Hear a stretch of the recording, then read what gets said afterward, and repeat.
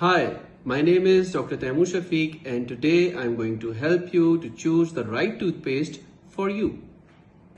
Alright, so सबसे पहले हम देखते हैं कि हमें प्रॉब्लम्स किस किस तरह की होती हैं। हमें कैविटीज़ का मसला होता है, हमें सेंसिटिविटी का मसला होता है, हमें गम डिजीज़ का मसला होता है, गम ब्लीडिंग का मसला होता है, बैड स्मेल का मसला होता है और बच्चों का स्पेशली मसला हो रहा होता है कि बच्चे कौन सा टूथपेस्ट करें और करें भी या ना करें, और अगर करें तो कौन सी एज में स्टार्ट करना शुरू करें। ठीक है, सो लेट्स बिगिन। तो नंबर 1 आपने स्टार्ट करना है with cavity protection. So for cavity protection आपके पास टूथपेस्ट में होना चाहिए स्टेनस फ्लोराइड और सोडियम फ्लोराइड। सो एग्जांपल मैं दे रहा हूं, मगर ये जरूरी नहीं कि आपने यही ब्रांड्स यूज करने हैं। The chemical formula should be the same. For example आप यूज कर सकते हैं इसमें क्रस्ट प्रो हेल्थ और सेंसोडाइन प्रो एनेमल। अब आगे चलते हैं नेक्स्ट। तो नंबर टू इज सेंसिटिविटी। अब सेंसिटिविटी के लिए हमें अपनी दांतों की नर्व्स को काम रखना है। अब सेंसिटिविटी के लिए आपके पास जो टूथपेस्ट होना चाहिए उसके अंदर जो केमिकल्स होने चाहिए वो आपके पास होने चाहिए इसमें पोटेशियम नाइट्रेट, स्टेनस फ्लोराइड या स्ट्रोंशियम क्लोराइड।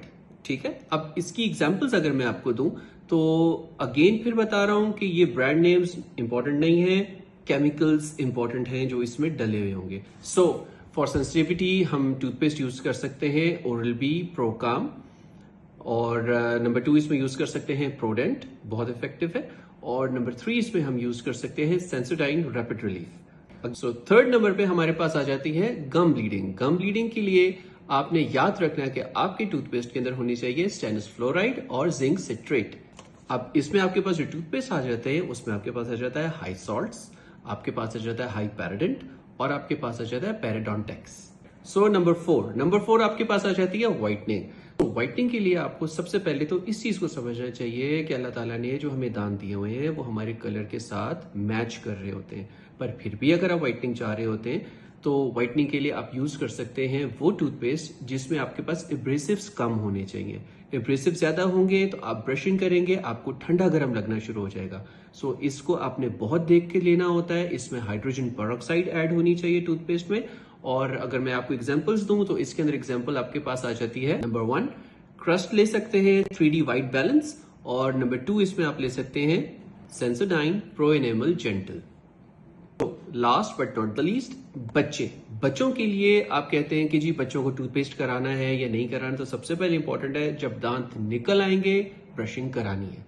अब अगर हम इसको डिवाइड कर लें 2 पार्ट्स में, तो पहले पार्ट में आ जाते हैं बच्चे अंडर 6 या अप टू 6। अप टू 6 को आप डिवाइड इस तरह कर सकते हैं कि आपने पी अमाउंट साइज की आपने टूथपेस्ट लेनी है, और उसमें आपने ये ब्रांड्स में आपको बता देता हूं, आप यूज कर सकते हैं उसमें ABC कर सकते हैं, आप उसमें यूज कर सकते हैं क्रस्ट फॉर किड्स यूज कर सकते हैं, and etcetera etcetera.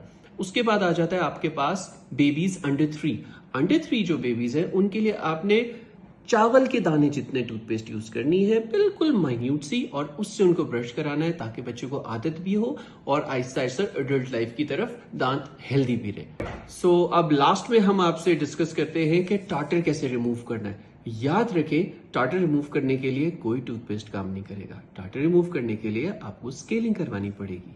Alright, for that you have to go to the dentist. So no matter what brand you choose, remember regular dental visits and the technique of your toothbrushing is very important and they play a vital role in maintaining your smile. अगर आप चाहते हैं कि मैं आपको further भी टूथब्रशिंग technique भी बताऊं और टूथब्रश कैसे सेलेक्ट करना है ये भी बताएं, तो आप हमें सब्सक्राइब कर सकते हैं हमारे चैनल पे अपडेट रहने के लिए और फर्दर डेंटल डिस्काउंट डील्स लेने के लिए। Thank you.